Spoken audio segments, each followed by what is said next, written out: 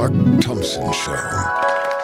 We all have had, on some level, an experience involving the world of hospice care, the world of assisted living, those things that oftentimes we are facing as we grow older. You know, medical help as well as help with just life day to day. That entire world is fraught with issues. It's largely unregulated, and we've all heard the horror stories. They've been reported on a lot, but we tend to kind of see those as one-offs. Maybe it's a kind of rationalizing that we do. There is a new book called DisElderly Conduct, and it reveals the dysfunctional, abusive, and overpriced world of assisted living and hospice. And it's argued in this book that changes are urgently needed. Our guest is the author of said book, Judy Karofsky, everyone.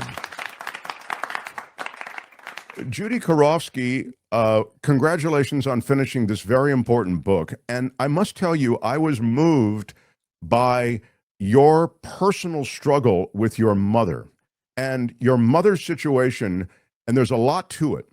But I wonder if you could summarize the situation for the audience and give us a sense of how that situation with your mom really informed a lot of what you then discovered as you began your investigation into this world of hospice care and of assisted living. Thank you, Mark. I'm very honored and happy that you're bringing this issue public. And I will tell you about my mother. She was pretty lively for most of her life. She was a participating human being. She had a tough childhood, as many people did.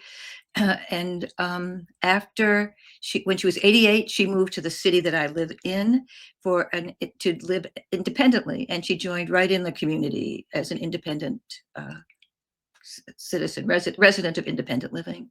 After she had a stroke, she needed to move to a place where she would have some people, some care for her, we call them the activities of daily living, ADL. She did not need a nursing home. She did not need round-the-clock care. And we found, as many people do, what is offered in the hospitals. There she was in a stroke rehab ward, assisted living, pretty much a new term to us. And she moved to the assisted living facility that was closest to where she was, closest to where I was. It was a matter of expediency, which I think most people do. That's the path most people follow.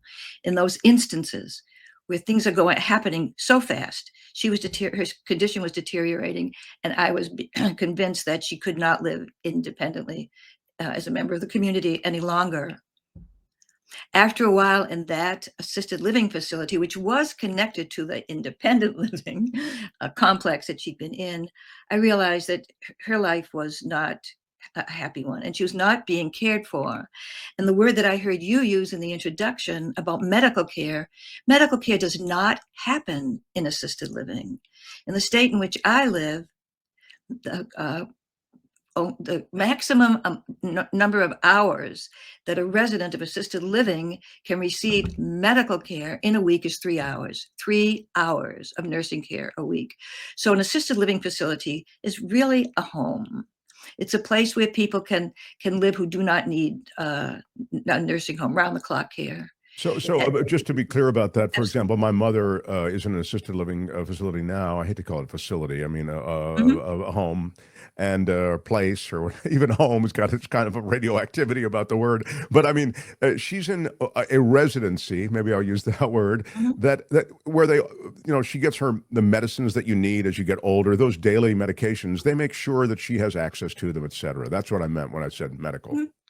Just so we don't mislead people into thinking that there is actually medical care in an assisted living facility. Yeah, fair enough. Go ahead. The medical care can come later, and did come for us when her care in the assisted living was subsidized with hospice care. Hospice joined her team. And her story in hospice is incredibly moving. I mean, it's just really, so go ahead. I may push you along here. I don't mean any disrespect. I want it because you make so many incredibly important points in this book and in your research, and I want to make sure we get a bunch of them in. So go ahead. And Mark, I did not know until you just said it that you are living this experience right now, that you're the adult child of a resident of assisted living.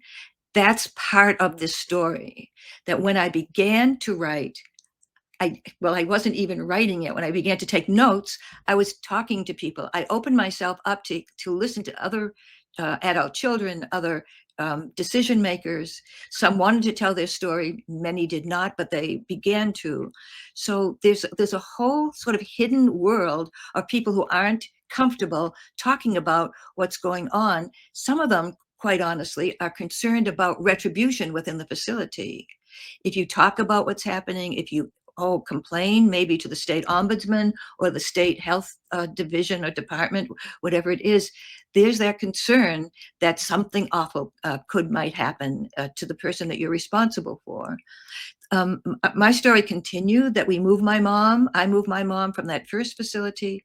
I moved her to a second facility where not only did she struggle with the repercussions of the stroke, but she fell.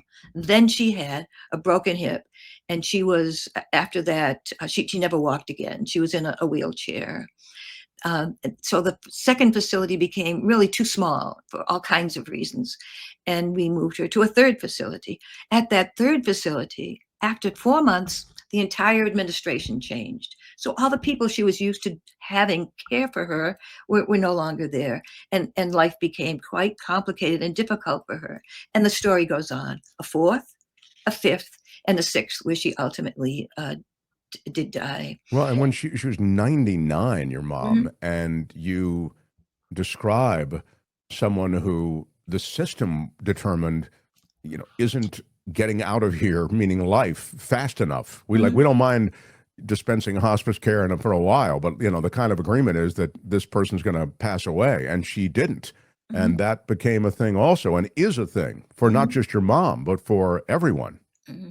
So there are two trails here, the assisted living trail and the hospice trail. And this is what I learned. These are both businesses. Mark, the assisted living facility is a real estate play.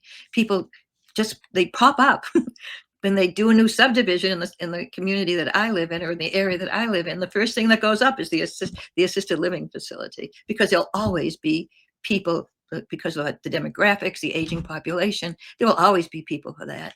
Hospice, most people, I didn't understand this. Most people do not understand that hospice receives all the funds for everything that hospice provides, from the employees, the doctors, the nurses, the grief counselors, the receptionists, all the supplies, wheelchair, bandages, medicines, everything is reimbursed through Medicare. Medicare pays for hospice. New to me, now I know it. And it's the Medicare rule that people can be on hospice if they are somehow determined to be within the last 6 months of their life. So twice in my mother's hospice existence, under hospice care, they came to me, surprised me, and said, tomorrow, we're taking her off hospice. Tomorrow, I had to find a wheelchair, find meds, find bandages for her. The first time, my mom, very clever, very smart, she became sick again. So that did not happen. Hospice stayed with us until that day. And yes, she was 99 and a half when they said to me, she's not dying fast enough. So for the last 6 months of her existence, I was the caregiver. And where did that happen? In your home? No, she was actually, from the time she had her stroke, Mark, until the time she died, she was in an assisted living facility. So when you say you became her caregiver, you're saying the rest of the staff checked out and you were, what does that mean? I became her caregiver. Yeah. I mean, I was in charge of all the things that hospice had taken over from the staff. When hospice comes in, they do showers, they do bed checks, they do make decisions about medicines. That all was eliminated from our life as soon as hospice said, we're not going to stay here. And in answer to your question, in assisted living number 5, which is where they came to us and said, 99 and a half, not dying fast enough, my mother was evicted. So there I was looking for another facility for her. Evicted again because of? Because they said we cannot care for her if hospice is not on board. And I stood on the sidewalk and cried. I stood on the sidewalk and cried when I watched the moving van come to help us move to another facility. It's also terribly disruptive. Also, I mean, incredible. I mean, the story is it's heartbreaking. But there's so much wrapped up in the research you did, and you're an incredibly learned person. You have done. You have the world of academia is one that you devoured, and then I think you became I remember seeing in your bio like the first woman mayor of a town that we used to say that, and then somebody came up with another woman mayor in the 20s. Anyway, whatever. One of the first. One of the first. I mean, it was hard sledding for I think women to and especially at the time you were breaking through. And when I was the only woman mayor in the state. So there. Yeah. Yes. And so when you are sifting through all of this, I guess what I'm getting at is you're an accomplished, learned person, and you're struggling with all of this. And some of the realities that you point to is. There is, and don't you always go to this? I always go to, it's about money. If people are getting screwed, it's somehow about money. It's not about philosophy of end of life or philosophy about aging. No, it's got to be about money. And what's happening now is sheer profiteering. Here are institutions taking advantage of people like you. I don't know your full story, like me, having to make a quick decision. And as I said, proximity, ease of transfer were the key factors when we decided on her first assisted living location.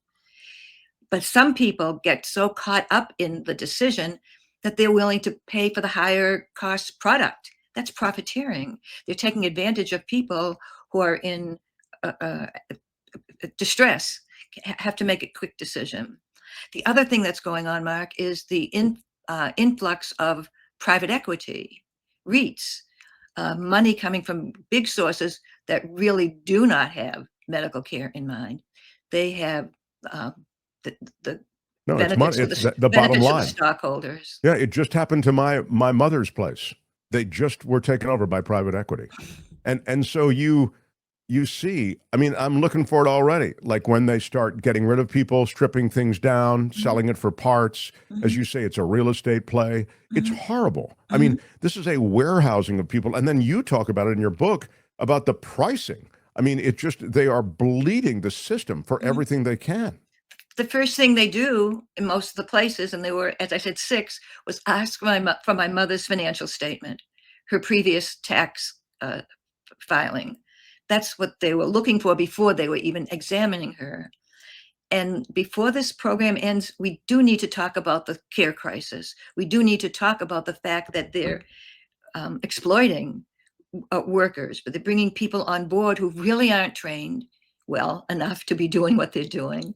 They're kind. They want to provide help. They're not trained. They're not supervised well. They're not paid well. They're not organized. And that's the other. Well, you talk about the fact that they mean well, but even as they see things that need to be corrected, they have no real agency there. The employees have no real leverage to even make the request for things to change. And we know that there are employees in these kinds of positions who are more and more every day afraid to complain.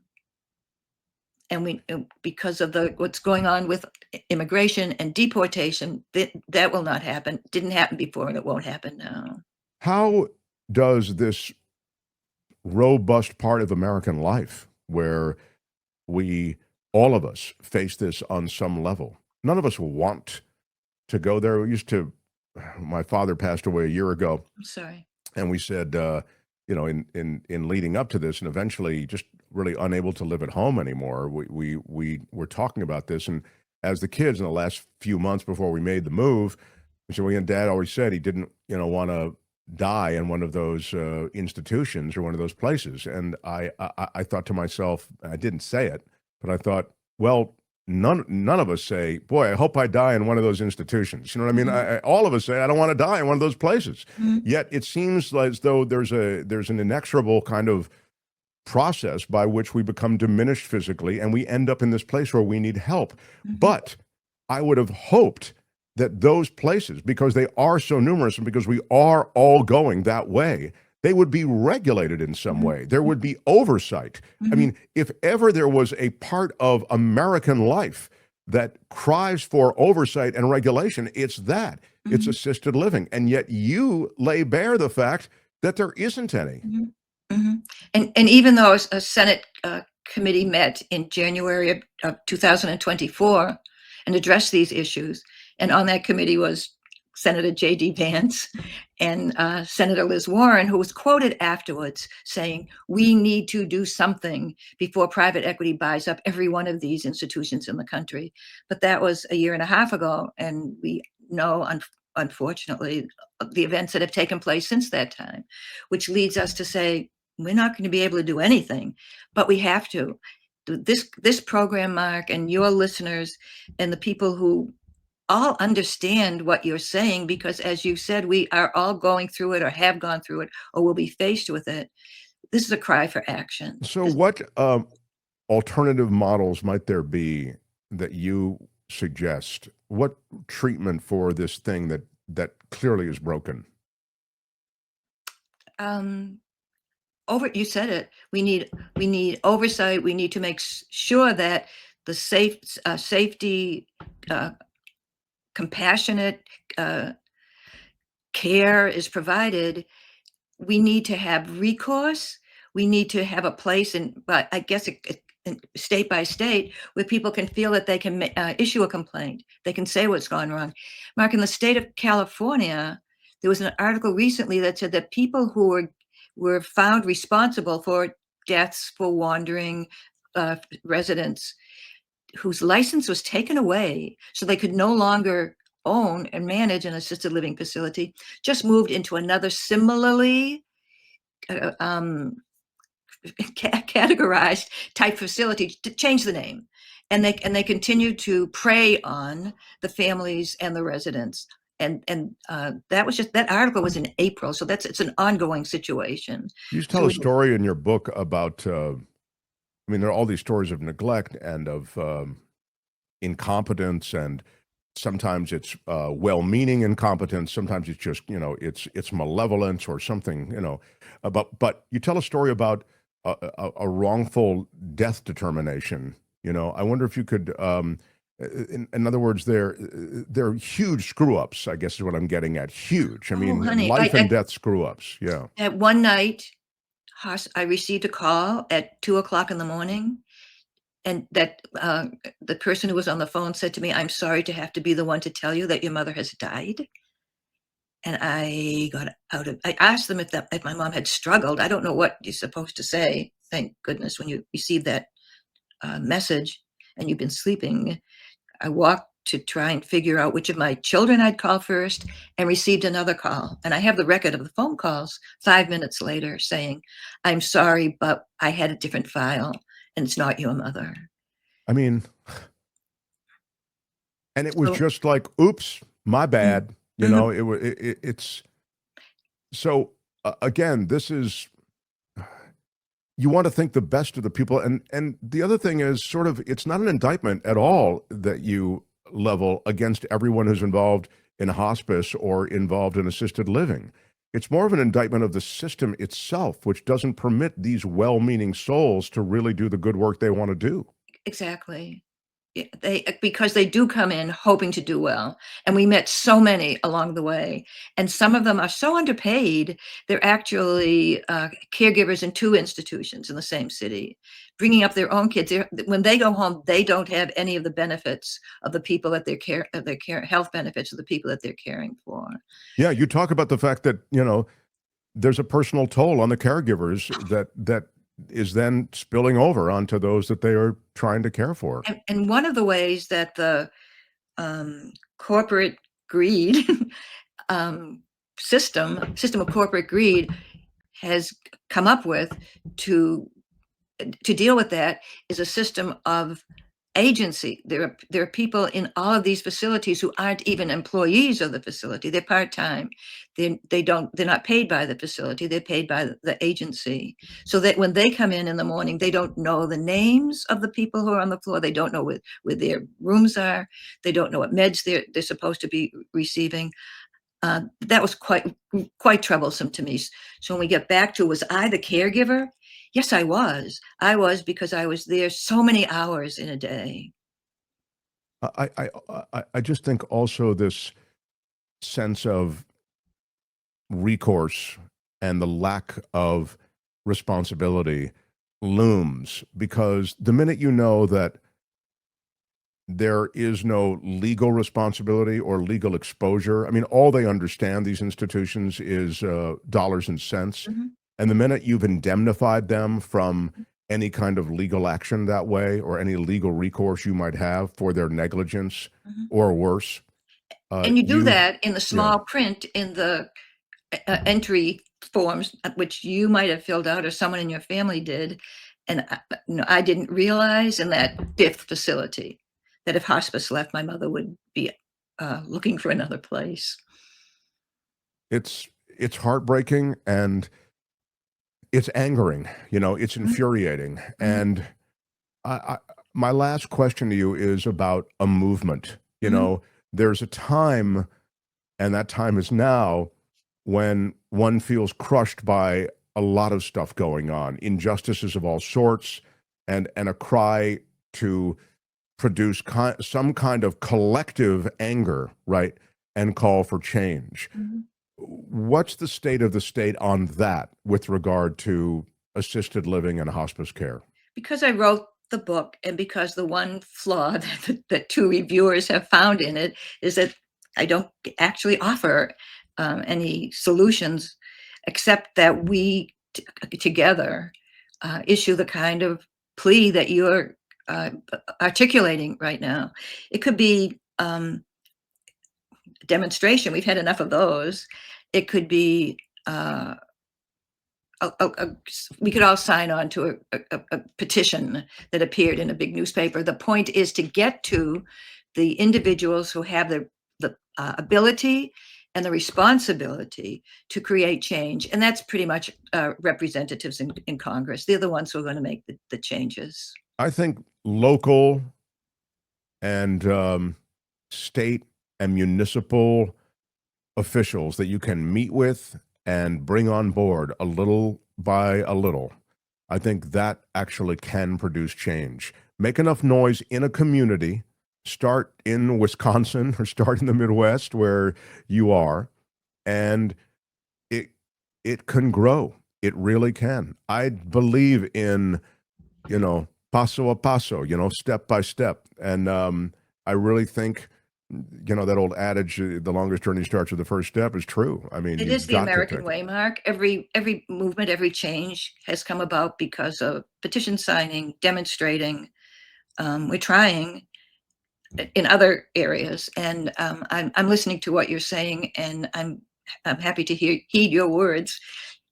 Especially armed with your book, armed with the facts. That's why I like that this book lays it all bare. DisElderly Conduct is the book. And the rest of the heading of the book is important. The Flawed Business of Assisted Living and Hospice. And the fact that it is a business is central to a lot of the toxicity associated with it and a lot of the dysfunction associated with it. DisElderlyConduct.com. I just see you, Judy, as potentially a transformative figure. You've written the book. It'd be great to have you carry the torch for what could legitimately produce some change. We'll send people to your website again, DisElderlyConduct.com. Is there a place they can reach out to you there? Is there like a contact tab? There is, and people have been doing that. There's a contact form on the page. Great. So, and I can answer it. I'm so grateful to you for publicizing this issue, Mark. Thank you. Of course, it's of the moment, and it's not going away. It's not going away. Thank you, Judy. All the best. Appreciate you being here. And my thanks to you. Judy Karofsky, everybody. Hi, it's Mark, and I thought that was great. Hit the notification bell, you'll know whenever there's a new video being dropped, and please subscribe to our channel to help us save the universe.